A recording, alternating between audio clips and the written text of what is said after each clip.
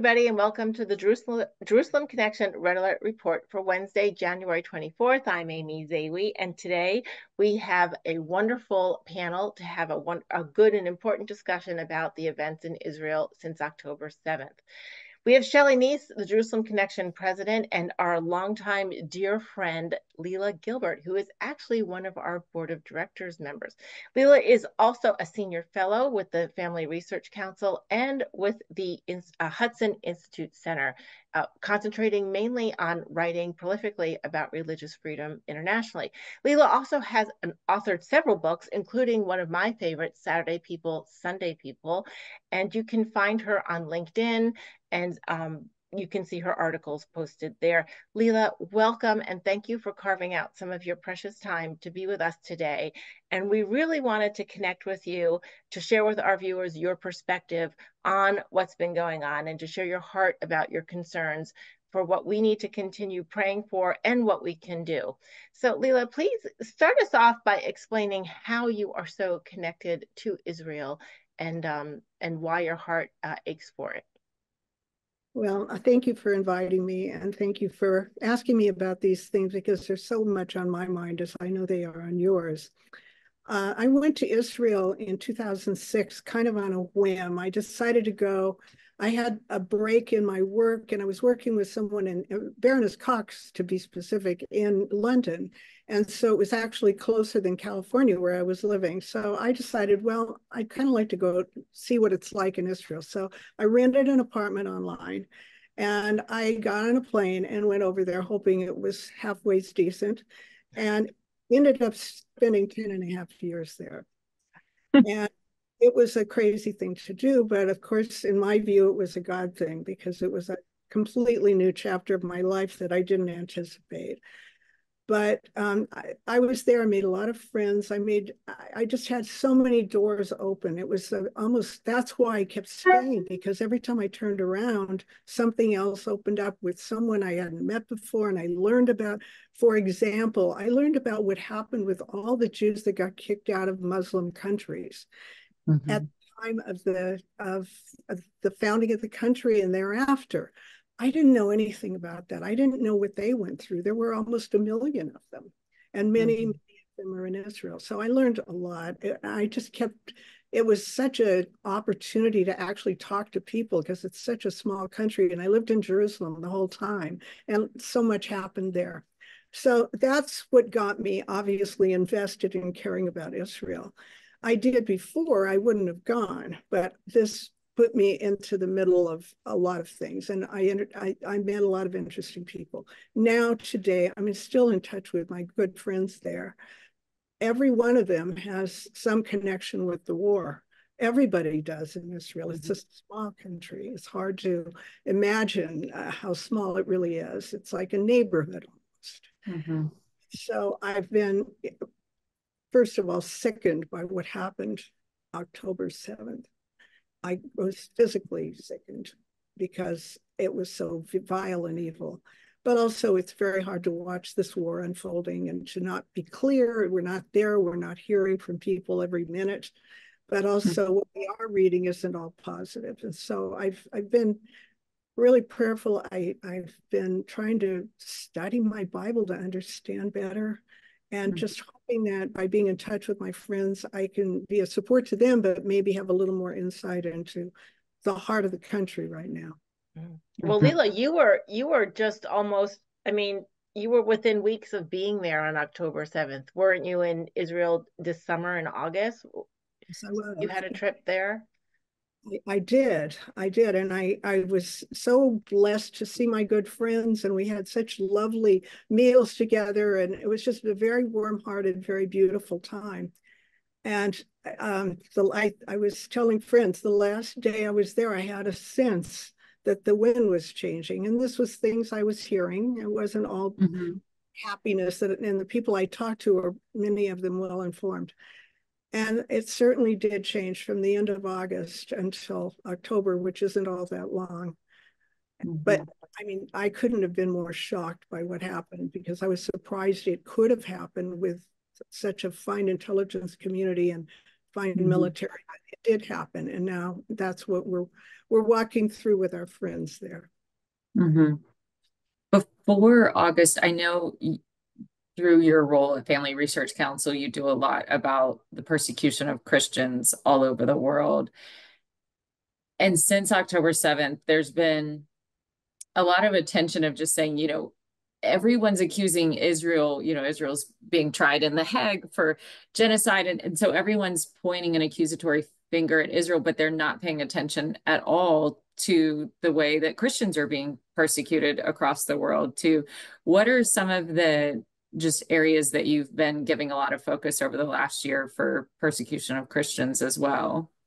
Well, that's a really good question, and I hadn't thought of it in this context until this very moment. But I wrote a book about Iran last year, about the Christians in Iran, and it's at a publisher right now. I don't have it hasn't been agreed upon to publish it there yet, but it will come out. And the title is Iran's Jesus Revolution.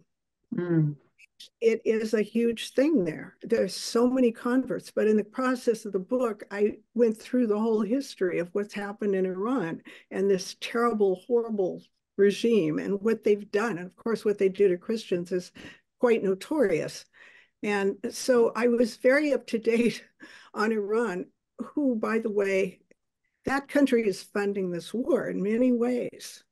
And through proxies, of course, but funding wise and planning wise, it's clearly an Iranian project.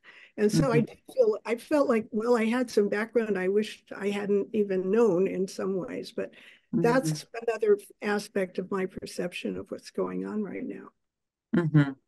So you were actually able to get testimonies from people or hear firsthand accounts of people converting to Christianity in Iran? Yes, many of them are in Turkey, the ones that have fled. The ones that had to flee are in Turkey. And I was able, through friends here in the US and also overseas, to get interviews and translations and so forth. So I have quite a bit, and a little bit from even inside, not a lot because it's not even a good idea, but I was able to get a couple of things from inside, people that are explaining what's going on.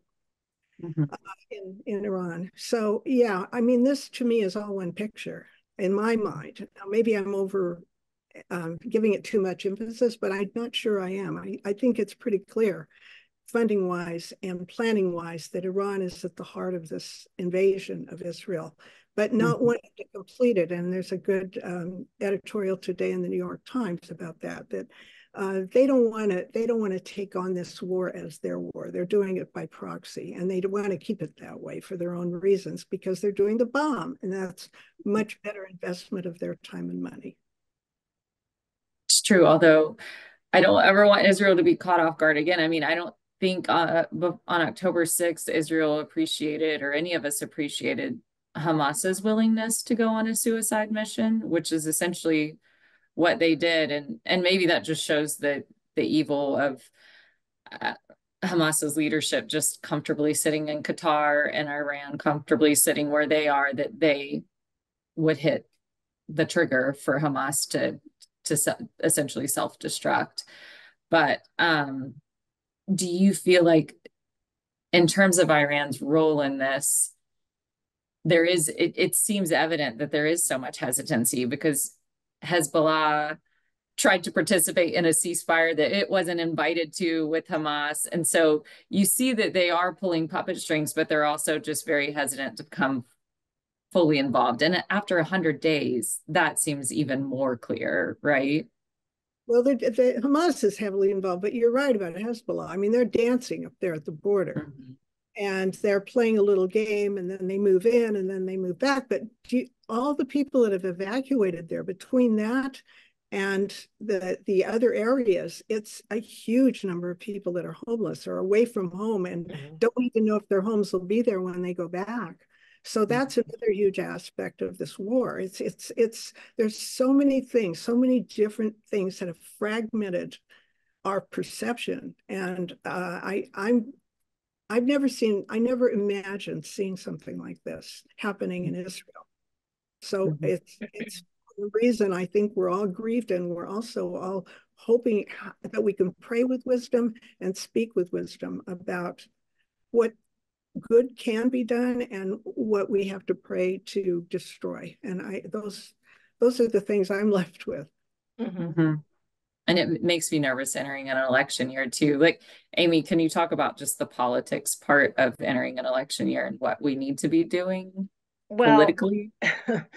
I've been down in DC more frequently than I'm used to in the last. I know. I said Amy needs a condo in DC at this point.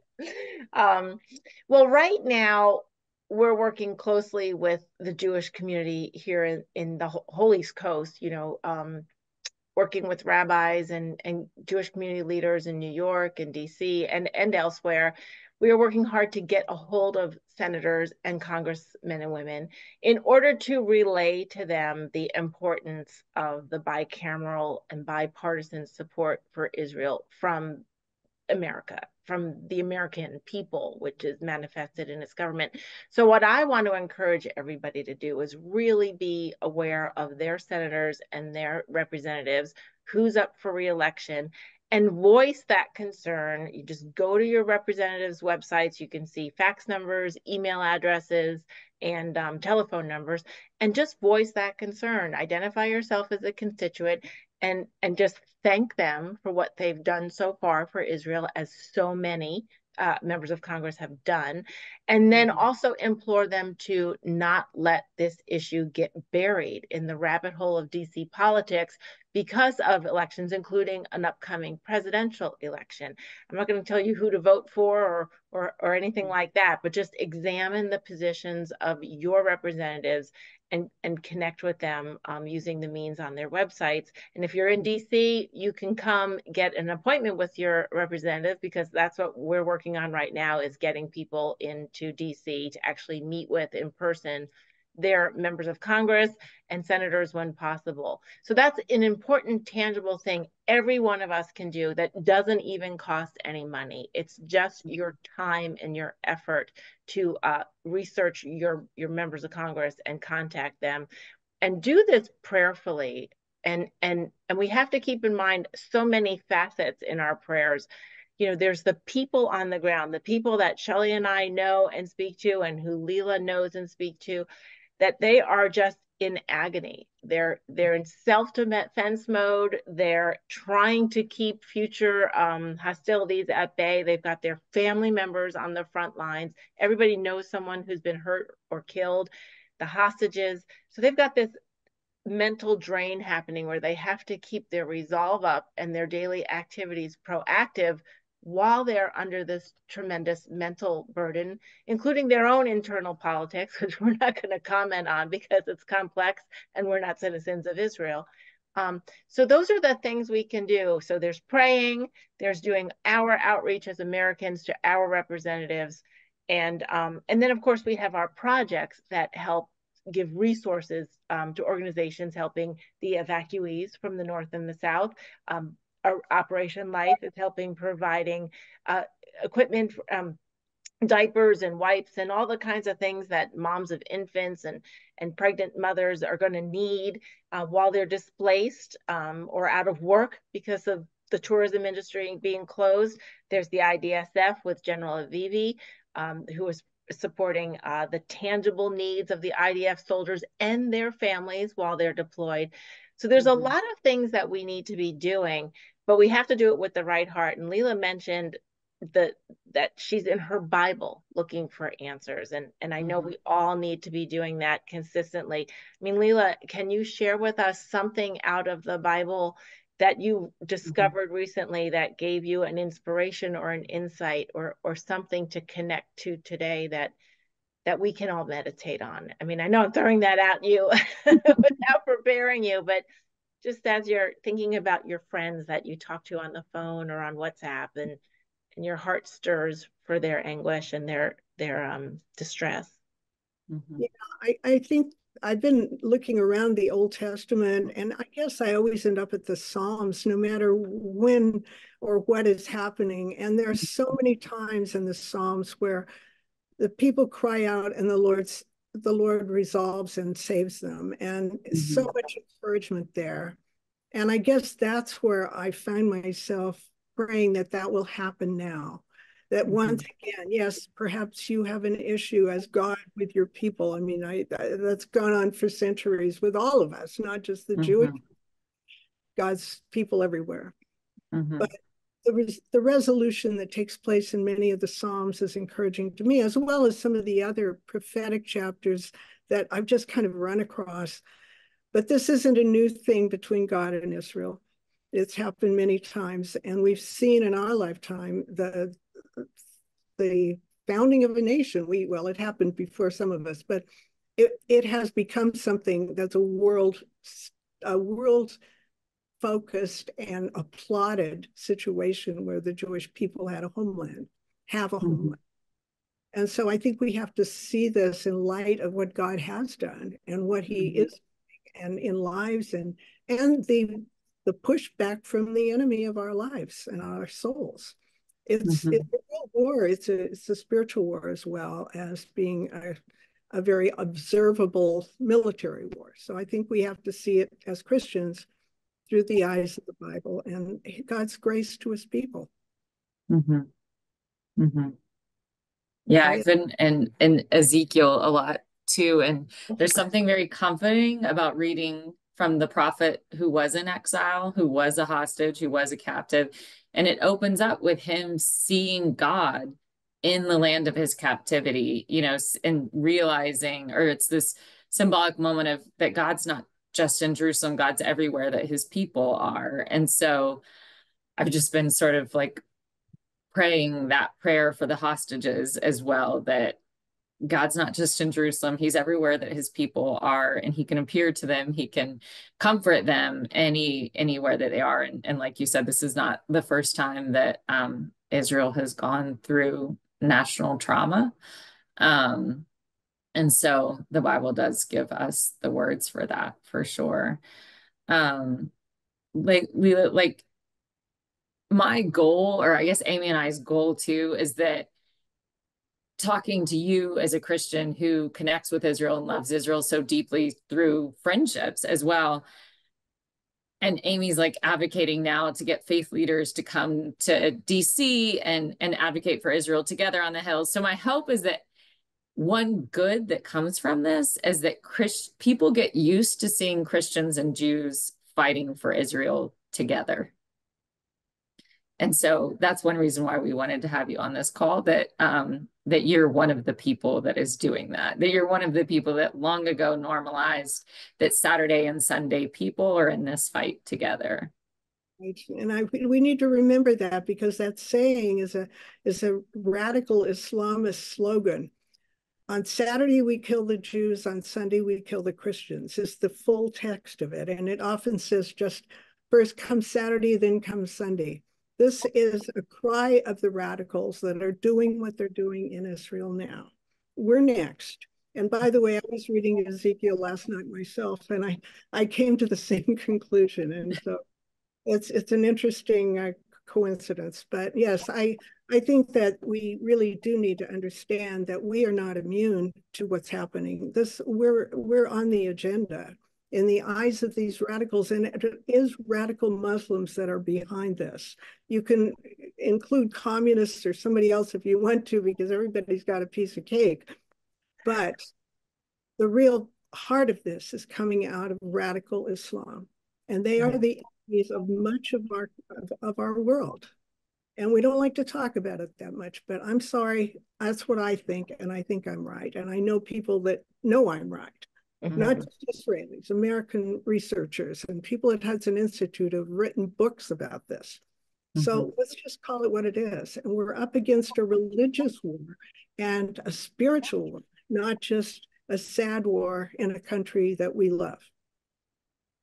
That reminds me of, as we're talking about what to pray for and how to pray, that we're praying for the people and their hearts, that in Daniel, we were given the insight to some spiritual warfare and how the angel was delayed in bringing Michael a message because of the Prince of Persia, right? The spiritual forces in that region. And I don't think those forces disappear. They just morph over time and come out the way the current world needs to see it, or be deceived. And I'm thinking that that's what we have to add to our prayer is the prayers of the saints really, I don't know the mechanism and the mechanics behind it, but when the saints pray, the angels can do more, or however they maneuver to push back. So we've mentioned it in the past that, you don't want to pray for people to die or be destroyed, but you want to pray for evil to be decimated. And in that spiritual realm, we need to be that prayer force, that the prayer warriors, that I don't even know what words to use, but the idea of let the goodness prevail. And we don't pray to the angels, we just pray to God, so that power is released. There's power in prayer. So that's another thing on your list of prayers, the people, their hearts, their unities, that they look up to God and look for Yahweh, look for their Jehovah Jireh, and that spiritual, that as the saints worldwide participate in this war.